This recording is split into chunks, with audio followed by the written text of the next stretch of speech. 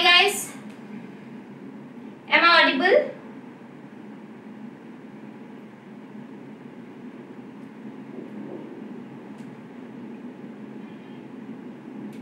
So hello everyone, am I audible and visible to all of you?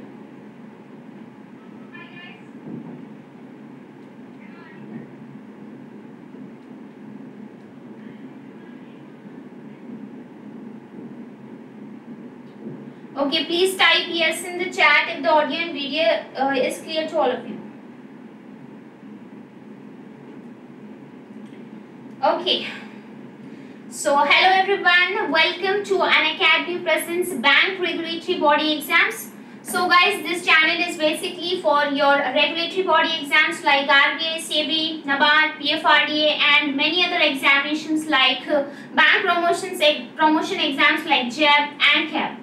So आज के इस video में guys हम कुछ इम्पोर्टेंट चीज को डिस्कस करने वाले हैं, similarities between RBI grade B and SEBI grade A. Okay, so what are the common things that you need to know about SEBI and RBI? Okay, we will be discussing this in short session and how to prepare them simultaneously. Okay guys, I hope all of you are ready.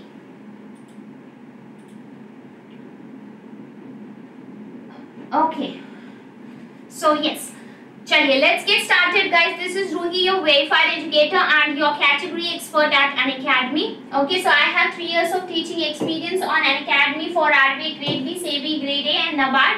And yes, and in this specific category I'll be handling multiple subjects, right, for your SEBI, RBI and other regulatory body exams as well. So this is something about me, you can go through it guys. Okay, so first of all, okay, let me tell you what is the job profile and the salary structure for RBI grade B and SEBI grade A. जैसे कि आप बहुत ज़्यादा aware हो इस चीज़ को लेकर कि हमें जो है RBI में ही जाना है या फिर SEBI में ही जाना है. Okay, most of the students जो भी बैंक एग्जाम्स के लिए प्रिपेयर करते हैं वो फ्यूचर में या फिर अभी ही RBI की तैयारी में लग जाते हैं, just because this is one of the best opportunities you could have in the government sector. ठीक है, सो ये एग्जाम जो है अपने आप में बहुत ही प्रेस्टिजियस है बिकॉज बैंक का रेगुलेटरी एग्जाम है गाइस. दूसरी तरफ हमारे पास है SEBI ग्रेड ए जो कि कैपिटल मार्केट को रेगुलेट करता है SEBI. So yes, again grade A है ये और ये ग्रेड बी है. तो अगर हम जॉब प्रोफाइल की बात करें गाइस तो ये आपका मैनेजरियल लेवल का जॉब रहेगा. Okay, so you get recruited as a manager once you clear RBI grade B and SEBI grade A में assistant manager वाली पोस्ट आपकी रहेगी. ठीक है, so because it is grade A assistant manager है and grade B वाला जो है managerial level का पोस्ट है. अगर हम सैलरी की बात करें तो it is approximately rupees 83,254 along with huge many other allowances, house allowances of 15% and the basic pay will be paid if accommodation is not provided by the bank. इसके ऊपर आपको बहुत सारे allowances भी है जैसे house rent allowances, maid allowances, live travel concessions, many other newspaper, petrol, diesel, बहुत सारे जो है allowances आपको इसके ऊपर जो है लग के आते हैं. So ये आपका सैलरी है. So very lucrative salary structure that any particular bank regulatory body is offering you is RBI and the next is SEBI which offers you a per month payment of 1,07,000 rupees without accommodation. Okay, अगर आपने accommodation नहीं लिया तो 1,07,000 per month का आपका salary रहेगा.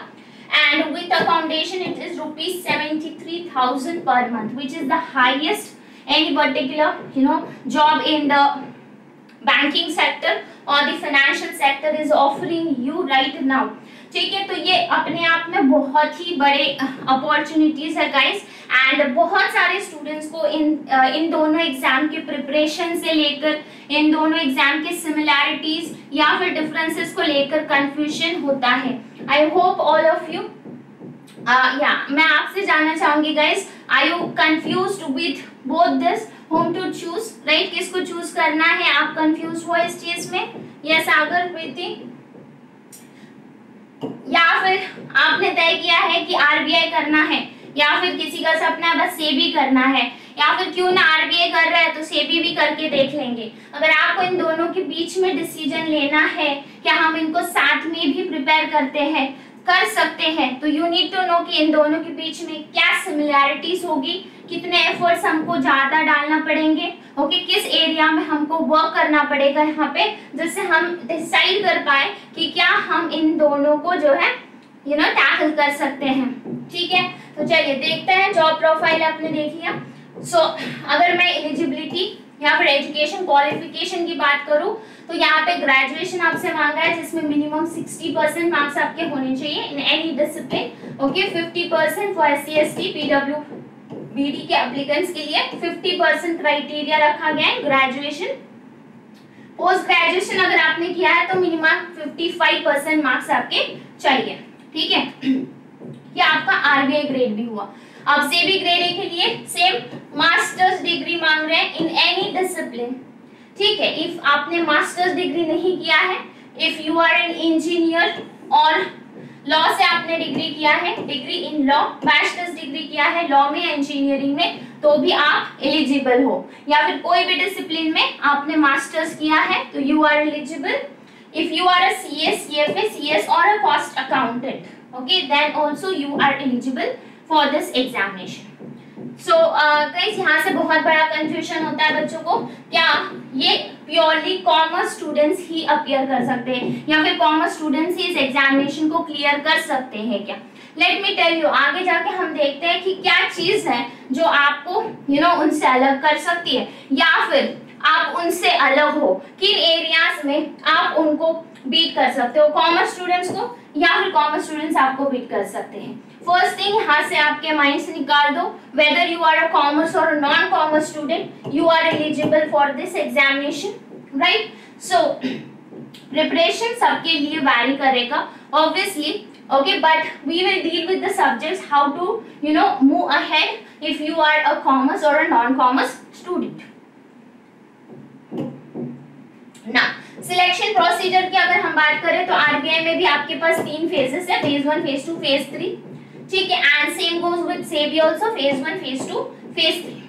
Mode of selection का जो प्रोसेस है, फेज 1 में ऑनलाइन एग्जामिनेशन है, जिसमें आपको एक ही पेपर है 200 मार्क्स का। ठीक है, 200 मार्क्स का एक ही पेपर है, जिसमें आपको क्वांट्स, रीजनिंग, इंग्लिश एंड जीए पूछा जाता है।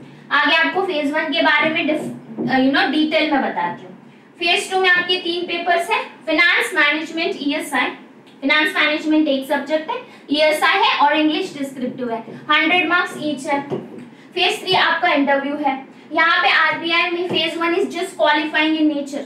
आपने एक बार से फेज 1 क्लियर किया, सो आपके फेज 2 के एंड इंटरव्यू के टोटल मार्क्स के बेसिस पे आपका कट ऑफ डिसाइड किया जाएगा, and then you will be selected as a RBI grade B manager on the basis of this 2 levels, okay। phase 2 और phase 3 यहाँ से बहुत ज्यादा important है।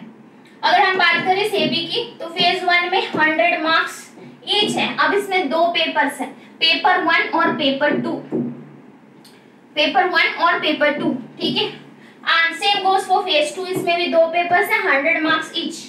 अब पेपर 1 में क्या पूछते हैं, पेपर 2 में क्या पूछते हैं, ये चीज हम आगे देख रहे हैं। ठीक है, फेज 3 में इंटरव्यू है एज यूजुअल, एंड यहाँ पे सेबी में आपको ऑलरेडी एडवांस में कट ऑफ दिया गया है कि आपको जो है कितने मार्क्स स्कोर करने हैं, 30% या 40%, everything is mention, okay. We will look ahead कितने मार्क्स आपके स्कोर करने चाहिए आपने फेज 1 में, सो दैट आप फेज 2 के लिए क्वालिफाई हो जाते हो।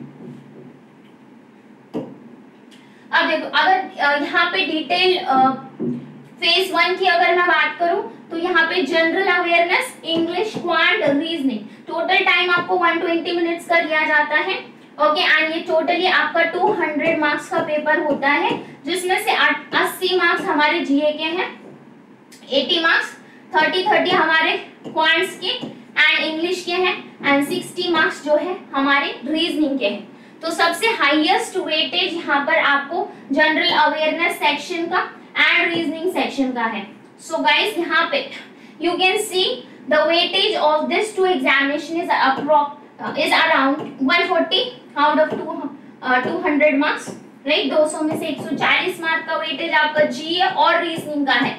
ये दोनों जो है बहुत इंपॉर्टेंट रोल प्ले करेंगे। अगर आप जनरल अवेयरनेस में और रीजनिंग में अच्छा स्कोर कर पाते हो, एंड अगर आप इंग्लिश एंड क्वांट्स का इंडिविजुअल सेक्शनल कट ऑफ निकाल पाते हो, and if you are extremely good at GA section में आप एक्स्ट्रा स्कोर कर पाते हो, लेट्स से 70 प्लस आप करके आते हो, तो that will help you to clear the overall cut off. ठीक है, आरबीआई का जो ओवरऑल कट ऑफ होता है it varies between 75 to 125 marks. Okay, लगभग इस रेंज में जो है पिछले 4-5 सालों में कट ऑफ वैरी हुआ है। तो आपने 130 प्लस जो है टारगेट करना है in on the basis of the difficulty level of the examination. So ठीक है, सो ये कट ऑफ आपने क्लियर किया तो फिर आप फेज 2 के लिए क्वालिफाई होते हैं। अब बात करते हैं सेबी की। सेबी में पेपर 1 और पेपर 2 है आपका। अब आप खुद देख रहे हो यहाँ पे पेपर 1 में आपको सारे स्ट्रीम्स हैं जिसके मल्टीपल चॉइस क्वेश्चंस पूछे जाते हैं। General awareness questions related to financial sector, okay, moderate to difficult level के होता है, English language, quant and reasoning. Okay, अगर मैं पिछले साल की बात करूं तो ये जो सिलेबस है पेपर 1 का बहुत ही जनरल टाइप का रहा है। Okay, so level I would say paper 1 का मॉडरेट रहा है। तो आपको यहाँ से जो है 30% लाने हैं, 30 मार्क्स आपको लाने हैं out of 100। Okay, out of 100 आपको 30 मार्क्स लाने हैं। जीए में आपको फाइनेंशियल न्यूज पे ज्यादा ध्यान देना है। ओके, फाइनेंशियल सेक्टर पे आपको ज्यादा ध्यान देना है। ओके, जैसे कि मॉनेटरी पॉलिसी से related questions, okay, inflation, fiscal, financial sector से रिलेटेड जो न्यूज रही है, या फिर बैंकिंग पैक्ट्स, टाई-अप्स, जो आरबीआई से रिलेटेड न्यूज, आरबीआई के सर्कुलर्स वगैरह जो भी न्यूज में आते हैं, फाइनेंशियल सेक्टर पे आपको ज्यादा ध्यान देना है, उससे रिलेटेड क्वेश्चंस आपको आते हैं। एक हमेशा से मिस्टेक बच्चे करते हैं कि गवर्नमेंट स्कीम्स आरबीआई में आती है तो यहाँ पे भी आएंगी। Let me tell you, government schemes का जो वेटेज है यहाँ पर बहुत कम है। यहाँ से आपको 100 मार्क्स में से पूरा जो वेटेज रहेगा क्वांट, रीजनिंग, इंग्लिश और जीए का 75 मार्क्स का रहेगा, एंड 25 मार्क्स का आपको जीए पूछेंगे। अब 25 मार्क्स से एक हाथ क्वेश्चन आपका गवर्नमेंट स्कीम से आ सकता है। ओके, तो यहाँ पे आपको आरबीआई की तरह, आगे हम आरबीआई में फेज 2 में गवर्नमेंट स्कीम्स पढ़ते हैं, तो आपको यहाँ पे फेज 1 में सिर्फ जीए है, फेज 2 में आपको जीए नहीं पूछेंगे सेबी में, तो आपको गवर्नमेंट स्कीम्स वाला यहाँ पे टेंशन नहीं है। ओके, फर्स्टली ये चीज याद रखें, गवर्नमेंट स्कीम्स को हमें ओवर एम्फसाइज नहीं करना है। पिछले 6 महीनों में जो गवर्नमेंट स्कीम्स न्यूज में हम पढ़ते हैं वही गवर्नमेंट स्कीम्स करेंगे जैसे हम बैंक एग्जाम्स के लिए करते हैं, तो that would suffice. Now speaking about the paper 2, ये P2 है जिसमें एमसीक्यूज आपके 6 सब्जेक्ट से आते हैं, commerce, accountancy and accountancy management, finance, costing, companies and economics. ठीक है, अब यहाँ से भयंकर सा डर बच्चों को लगता है कि मैम 6 सब्जेक्ट्स है यहाँ पे। ओके, 6 सब्जेक्ट्स हैं, but let me tell you guys, यहाँ से 70 to 80% का जो सिलेबस है हमारा आरबीआई के साथ कॉमन है। देखते हैं कैसे। अब इसमें आपको 40% मार्क्स लाने, गाइस 40 मार्क आपको स्कोर करने हैं। यहाँ से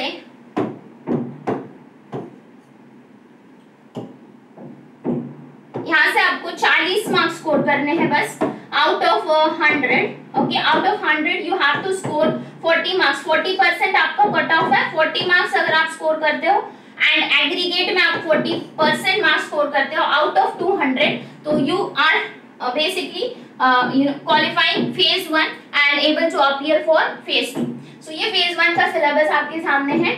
अब यहाँ से टेंशन वाली बात जो है phase 2 के लिए, ओके, phase 2 की अगर मैं बात करूँ तो आपने जो पिछले पेपर 1 में देखा था क्वांट रीजनिंग था, यहाँ पे सिर्फ इंग्लिश डिस्क्रिप्टिव रहेगा जैसे मेंस में होता है, बैंक एग्जाम्स में या फिर आरबीआई में होता है, बस इंग्लिश डिस्क्रिप्टिव है यहाँ पे, and paper 2 as it is है। जो पेपर 1 जो फेज 1 के लिए हमने पढ़े थे 6 सब्जेक्ट, वही 6 सब्जेक्ट आपको मेंस के लिए भी पढ़ने हैं, कुछ एक्स्ट्रा आपको यहाँ से पढ़ना नहीं है। सिर्फ लेवल में प्रिपरेशन वैरी करेगा, बेसिक टू मॉडरेट लेवल आपका प्रीलिम्स का रहेगा एंड मेंस का जो लेवल रहेगा फेज 2 का that will be moderate to a difficult level. Let's अगर मैं फेज 2 की आरबीआई की बात करूं तो ईएसआई है, इंग्लिश डिस्क्रिप्टिव है एंड फाइनेंस एंड मैनेजमेंट है। तो इसमें 50% डिस्क्रिप्टिव है, 50% ऑब्जेक्टिव है। ऑब्जेक्टिव एमसीक्यूज बेस्ड क्वेश्चंस आपको पूछे जाते हैं। डिस्क्रिप्टिव में with the help of keyboard आपको टाइप करना होता है, ठीक है। 90 मिनट्स का टाइम है आपके पास। 2 क्वेश्चंस 15 मार्क ईच के होते हैं and 2 questions 15 marks each and 2 question 10 marks each. 15 marks each के क्वेश्चन 600 वर्ड्स में लिखने होते हैं, 10 मार्क ईच के क्वेश्चन 400 वर्ड्स में लिखने होते हैं। तो कुल मिला के 600 इंटू 1200 एंड ये 400 इंटू 2 क्वेश्चंस आपके 800, मतलब 90 मिनट में आपको 2000 वर्ड्स लिखने होते हैं। 2000 वर्ड्स आपको 90 मिनट्स के अंदर जो है यहाँ से लिखने होंगे इन ईएसआई डिस्क्रिप्टिव क्वेश्चंस, ठीक है। अब इंग्लिश डिस्क्रिप्टिव, इसमें ऐसे writing, precis, reading comprehension, just like your bank examination. अगर आप ईएसआई का प्रिपरेशन कर रहे हो और फाइनेंस का प्रिपरेशन कर रहे हो तो you are already prepare for English descriptive. Finance management में मैनेजमेंट कंप्लीट थ्योरेटिकल है, फाइनेंस थियरी प्लस न्यूमेरिकल है, न्यूमेरिकल का वेटेज काफी कम है। अब इसमें भी 50-50% का क्राइटेरिया है, 50% ऑब्जेक्टिव, 50% डिस्क्रिप्टिव। सेम पैटर्न इसी तरीके से आपको जो है आंसर्स कीबोर्ड के थ्रू टाइप करने होंगे। 90 मिनट्स है, 2000 वर्ड्स आपको लिखने होंगे, 2 15 मार्क के, 2 10 मार्क के, ठीक है। अब ये जो है गाइस दिस इज फेज 2। अब फेज 2 में अगर मैं आगे बढ़ूं विथ सिमिलैरिटीज की अगर मैं बात करूं तो ये सिलेबस आपके सामने है। जो जो चीजें हमें पढ़नी है, जो चीजें कॉमन है, आगे उसकी बात करेंगे। हर एक चीज को मैंने हाईलाइट किया है। क्या एडिशनल चीज होगी जो आपको केवल सेबी के लिए पढ़नी होगी और क्या एडिशनल चीज होगी जो केवल आपको आरबीआई के लिए पढ़नी होगी। तो टोटली इसमें लगभग 70% का जो है ओवरलैप है। There is overlap of 70% syllabus, ठीक है। Look at the syllabus, I will continue.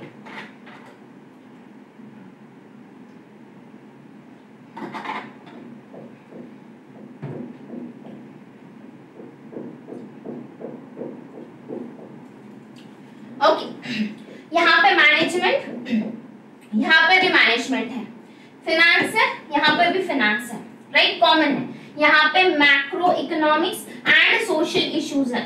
Okay, यहाँ पे मैक्रो इकोनॉमिक्स है, सोशल इश्यूज नहीं है।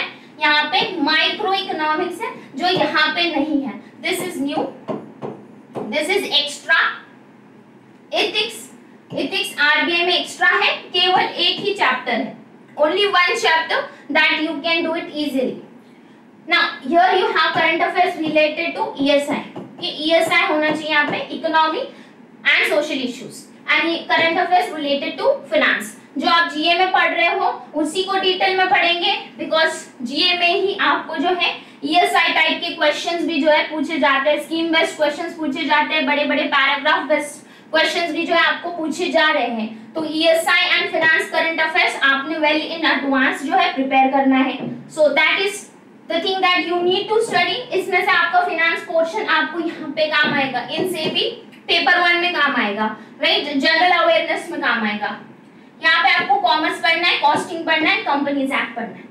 अब इसमें क्या सिमिलैरिटी है, कॉमर्स में भी एक सिमिलैरिटी है एंड यहाँ पे हम कैसे टाइम सेव करते हैं, और यहाँ पे हमें और कुछ सिमिलैरिटी है जो मैं आपको आगे बता रही हूँ। जैसे अब ये सिलेबस आपके सामने है, ये देखो आरबीआई के वेबसाइट से डायरेक्ट सिलेबस लिया है मैंने। मोटिवेशन पूरा सेम है, ये जो हाईलाइटेड पोर्शन है ये सेम है, लीडरशिप भी इसमें भी है, इसमें भी है। अब आरबीआई ने कुछ फ्रिंज टॉपिक्स इंट्रोड्यूस किए थे, perception concept, perpetual errors, then you have fundamentals of management, OP, introduction to management, ये भी कॉमन पोर्शन है, जनरल मैनेजमेंट का ही पार्ट है, ठीक है। Evolution of management, thought, scientific administration, human relation system, approach to management, and then you have management function and managerial roles and nudge theory. This is the only extra topic. If I say indirectly this is also part of your GM itself. Okay, ये general management का ही part है, तो ये सेबी में भी आपका cover है। यहाँ पे HRD is directly mentioned in SEBI syllabus. RBI में अभी नहीं है, पिछले साल डायरेक्टली मेंशन था, लेकिन आरबीआई में भी हम HRD पढ़ते हैं बिकॉज आरबीआई ने रेफरेंस बुक्स में HRD की बुक सजेस्ट की है, तो we don't have to skip HRD also. So HRD भी यहाँ पे कॉमन है। If I would ask you to prepare for management, it will be completely same preparation for RBI and SEBI. Okay, पूरा आपको करना है RBI और SEBI के लिए, and it is not that difficult. It is completely theory, पूरा theory है। 1 महीने का समय लगता है आपको पूरा theory complete करने, but एक बार से आपने कर लिया तो दोबारा से करने की जरूरत नहीं पड़ेगी। So you can see this communication as it is same है, ठीक है। अब यहाँ पे ये भी कुछ फ्रिंज टॉपिक्स है, OB, personality, emotional intelligence, conflict. These are some new fringe topics, but these are guys a part of general management. अगर आप पढ़ रहे हो और बाय चांस अगर सेबी में कुछ एक आध क्वेश्चन आपको पूछ लिया सिलेबस से बाहर, आप ऑलरेडी आरबीआई के लिए प्रिपरेशन कर रहे हो, and in case a question comes then you can answer it for SEBI also, because ये कुछ जनरल मैनेजमेंट के ही टॉपिक्स हैं, ठीक है। See, these are also general management topics. अब corporate governance, बहुत बड़ी गलती जो सेबी ने यहाँ पे की थी, corporate governance सिलेबस में नहीं डाला था, but I don't think so. SEBI is complete without corporate governance. So corporate governance भी जो है हमें सेबी में पढ़ना होता है. This is very important topic, okay, for SEBI also. Then we can see similarities in finance. Financial system में regulators of finance से आरबीआई के functions है, same syllabus, okay. Recent developments हमें फाइनेंशियल सेक्टर में पढ़नी है। यहाँ पे हम बैंकिंग सिस्टम का स्ट्रक्चर पढ़ते हैं, ओके। यहाँ पे SEBI is working for regulatory market, right, capital market में सेबी वर्क करता है, तो हम recent developments in financial sector यहाँ पे हमें ज्यादा ध्यान देना है। फाइनेंशियल इंस्टीट्यूशंस के बारे में पढ़ना है, ठीक है। यहाँ पे ये टॉपिक आपको केवल अलग है, impact of global crisis, okay, financial crisis जो पिछले साल इंट्रोड्यूस किया था आरबीआई ने। यहाँ पे non tax and tax sources, अब जीएसटी से क्वेश्चन आरबीआई में भी पूछा जाता है, फाइनेंस कमीशन आरबीआई में भी है, फिस्कल पॉलिसी आरबीआई में है, fiscal responsibility, budget management act, FRBM, very important topic for RBI also, ठीक है। फाइनेंस भी आप देख रहे हो पूरा की पूरा जो है आपका सेम है। फाइनेंशियल मार्केट आरबीआई में है, यहाँ पे भी है। रिस्क मैनेजमेंट बैंकिंग सेक्टर में है, ठीक है। यहाँ पे बैंकिंग सेक्टर में नहीं, हमें फाइनेंशियल सेक्टर के बारे में ज्यादा पढ़ना है, ठीक है। यहाँ पे डेरिवेटिव्स है, इधर भी डेरिवेटिव्स है। Then we have financial inclusion, technology का use, alternate source of finance, PPP, इधर भी as it is, okay. So this is corporate governance in banking sector. हम यहाँ पे कॉर्पोरेट गवर्नेंस मैनेजमेंट वाला पढ़ेंगे, बैंकिंग सेक्टर का कॉर्पोरेट गवर्नेंस पढ़ने की ज्यादा यहाँ पे जरूरत नहीं है। इन्फ्लेशन टॉपिक यहाँ पे आपको दिया है फाइनेंस में, आरबीआई ने इसको दिया है, फाइनेंस में भी दिया है, ईएसआई में भी दिया है, ओके, एंड फिनटेक दिया है। Now non common subjects, finance and management almost पूरा कॉमन था गाइस। नॉन कॉमन सब्जेक्ट्स की अगर मैं बात करूं और उनको किस तरीके से हम पढ़ सकते हैं, ठीक है। अब आरबीआई की अगर हम बात कर रहे हैं तो आपको एक्स्ट्रा में पढ़ना है सोशल इश्यूज, एंड आपको यहाँ पे माइक्रो नहीं पढ़ना है, ग्रोथ एंड डेवलपमेंट हम पढ़ रहे हैं, राइट। इंडियन इकोनॉमी के सारे टॉपिक्स हम सेबी में पढ़ रहे हैं, आरबीआई में पढ़ रहे हैं। ग्लोबलाइजेशन है, सोशल स्ट्रक्चर, ये सोशल इश्यूज वाला जो पार्ट है गाइस, ठीक है, ये सिर्फ आपको एक्स्ट्रा पढ़ना है। Only this is something that is to be read for RBI, and social issues का जो वेटेज है ये करंट अफेयर से ही ज्यादा बनता है, ना कि स्टैटिक से। स्टैटिक से बहुत कम पूछ सकते हैं, सोशल इश्यूज से। करंट अफेयर ज्यादा इंपॉर्टेंट है आरबीआई के लिए, तो आप ऑलरेडी सीए प्रिपेयर कर रहे हो तो सोशल इश्यूज वहां से आपका ज्यादा प्रिपेयर होता है, जैसे कि गवर्नमेंट स्कीम्स हो गए, रिपोर्ट्स हो गए, राइट, रैंकिंग्स हो गए, उन चीजों पे आपको ज्यादा ध्यान देना है। देन हम बात करते हैं इथिक्स की। देखने में बहुत बड़ा लग रहा है, बस केवल एक ही चैप्टर है, 3-4 घंटे आप पढ़ते हो इथिक्स तो इथिक्स समाप्त होता है, 3 घंटे भी नहीं लगेंगे मुश्किल से, ठीक है। एक ही टॉपिक है इथिक्स का, सेबी ग्रेडेड। अब यहाँ पे माइक्रो है, देयर इज अ डिफरेंस। अब ये BOP foreign exchange, inflation, monetary, fiscal. ये हमने कहाँ पे देखा था? ये हमने फिनांस में देखा था आरबीआई के। सो आरबीआई का फिनांस इकोनॉमिक्स बन चुका है, ओके, इन सेबी। ओके, सेबी के इकोनॉमिक्स में, फिनांस में भी टॉपिक्स है, ईएसआई में भी ये टॉपिक्स डाले हुए हैं आरबीआई ने। तो ये मैक्रो हमारा ऑलरेडी प्रिपेयर रहेगा अगर हम आरबीआई प्रिपेयर कर रहे हैं। अगर हमें सेबी भी करना है तो ये माइक्रो वाला पोर्शन हमें प्रिपेयर करना पड़ेगा। This is micro, demand and supply, market structure, national income, तो ये भी कॉमन है। देन क्लासिकल केनेशियन अप्रोच पढ़ना पड़ेगा, consumption function, investment function, multiplier, accelerator, ठीक है, IS-LM, Phillips curve, business cycle. अब मैं तो आपको business cycle and inflation, Phillips curve ये सब आरबीआई के लिए भी पढ़ाती हूँ। तो ये भी चीजें जो माइक्रो की हमें पढ़नी होगी, डिफरेंट कोर्स सेबी के लिए पढ़नी होगी। अब कॉमर्स एंड अकाउंटेंसी, अब देखो गाइस कॉमर्स में क्या होता है, कॉमर्स में यहाँ पे कुछ चीजें हैं जो कि फिनांस में है आरबीआई की, जैसे अकाउंटिंग रेशियोज है, ओके, अकाउंटिंग रेशियोज है, कैश फ्लो भी आरबीआई के फिनांस में है, okay. Then you have balance sheet, income statement, directly mention नहीं है यहाँ पे guys, but balance sheet, income statement, cash flow and accounting ratios एक टॉपिक है जो आप आरबीआई के फिनांस में प्रिपेयर करते हो, न्यूमेरिकल टॉपिक्स है, तो वो चीज आधी आपकी प्रिपेयर रहती है। आपको यहाँ से अकाउंटिंग स्टैंडर्ड्स पढ़ने होंगे, अकाउंटिंग के कुछ रूल्स पढ़ने होंगे, देन आपको foreign exchange transactions, depreciation accounting, inventories, revenue recognition, fixed assets, share capital transactions का अकाउंट। अब आरबीआई में कैपिटल मार्केट एक टॉपिक है, तो यहाँ से आपका थियरी वर्क कंप्लीटेड है, सिर्फ आपको यहाँ पे न्यूमेरिकल पोर्शन पढ़ना होगा, accounting, right, accounting, bonus share and right shares के अकाउंटिंग पोर्शन हमको पढ़ना होगा। बट ऑलरेडी हम आरबीआई में भी जो है काफी सारी चीजें शेयर कैपिटल मार्केट का कवर करते हैं, bonus share, rights issue, preference shares, उन सारी चीजें को हम ऑलरेडी इसमें भी कवर कर रहे हैं, आरबीआई के फाइनेंस में भी कवर कर रहे हैं। यहाँ पे एडिशनल टॉपिक है ESOP, okay, employ stock option, buyback of securities, presentation of company final account, मतलब ये बैलेंस शीट जो भी आरबीआई के फाइनेंस के सिलेबस में है, okay. So I would like to say यहाँ पे 2-3 ही टॉपिक है कॉमर्स के, ओनली 2-3 टॉपिक जो एक्सेप्शनली आपको प्रिपेयर करने होते हैं सेबी के लिए, ओके। This is costing.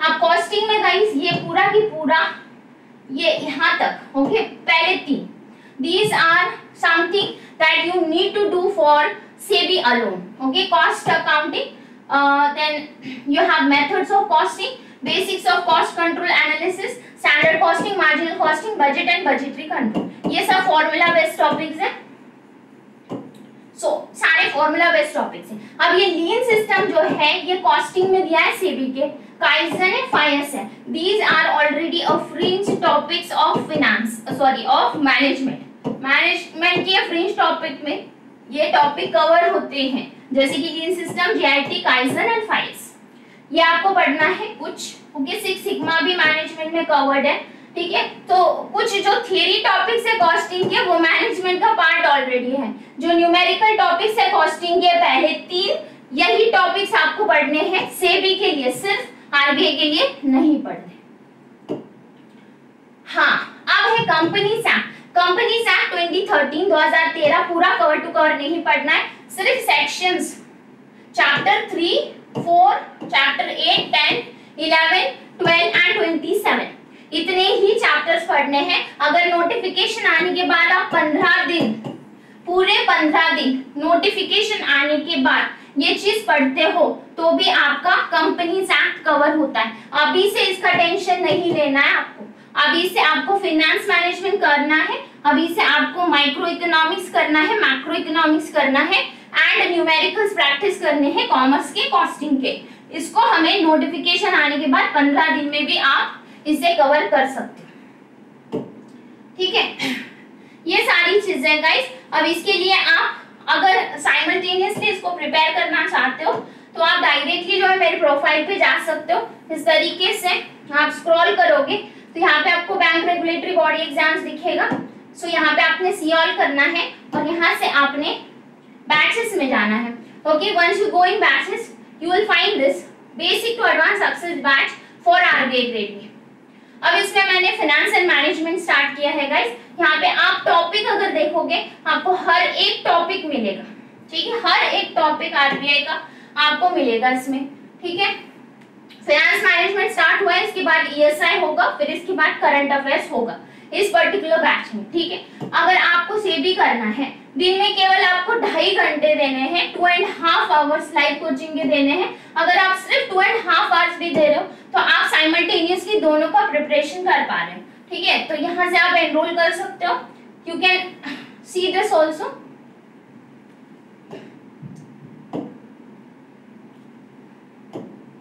ठीक है, ये चीज आप देख सकते हो यहाँ से, ठीक है। पूरा की पूरा सिलेबस जो है सेबी के लिए इसमें आपका कवर होगा। इसके बाद कॉमर्स स्टार्ट करूंगी, कॉस्टिंग, कॉमर्स, माइक्रो नहीं, इसके पहले मैं इकोनॉमिक्स स्टार्ट करूंगी, माइक्रो मैक्रो दोनों, ओके। एंड देन मैं कॉमर्स, कॉस्टिंग और लास्ट में आपका कंपनीज एक्ट करवाऊंगी, ठीक है। आई होप गाइस आपको समझ में आ गए क्या क्या सिमिलैरिटीज थे।